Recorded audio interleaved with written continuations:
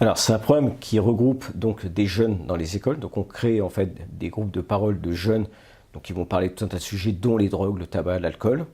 On empêche aussi les jeunes de sortir le soir, c'est-à-dire que c'est 22 heures en hiver, minuit en été, c'est-à-dire que tous les mineurs n'ont absolument pas le droit de traîner dans les rues.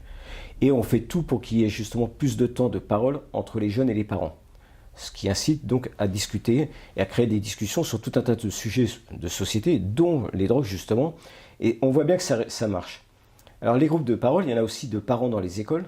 Alors évidemment, on pourrait nous rétorquer, il y a des syndicats de parents dans les écoles, sauf que la différence avec la Finlande, c'est qu'en vérité, les groupes de parole de parents ne sont pas politisés comme en France. Et on s'aperçoit que finalement, les syndicats de parents sont tous politisés, ils ne s'intéressent absolument pas à ce qui se passe réellement. Là-bas, ce sont des petits groupes de parole qui vont dans les écoles, qui discutent entre eux, ça permet aux parents de se rapprocher, et ça permet surtout le temps libre aux enfants de parler avec leurs parents, de parler de tout un tas de sujets qu'on ne parle plus en France. Je ne connais pas de parents, et il y en a très très peu, qui parlent malheureusement des drogues avec leurs enfants.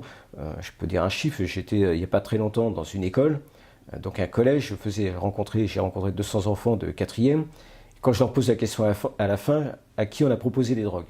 Et c'est amusant, 40% des jeunes qui ont quand même 12-13 ans, donc sont très jeunes, à la sortie du collège, on leur a déjà proposé du cannabis. Mais quand je leur pose aussi la question, combien de parents vous ont parlé du danger des drogues? On est à peine à 1%.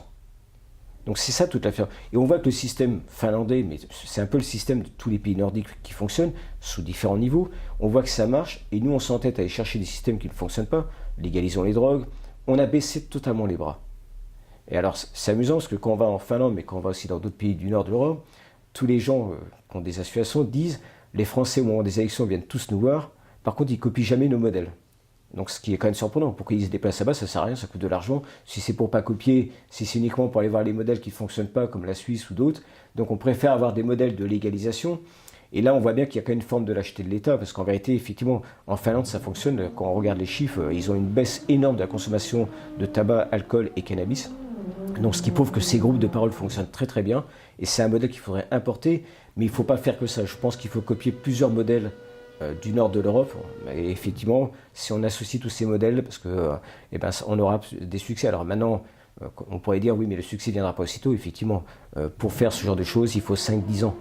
Mais 5-10 ans avec un gouvernement qui continue à faire ce modèle-là. Si dans 5 ans on arrête parce qu'on a changé de gouvernement, ça ne servira à rien.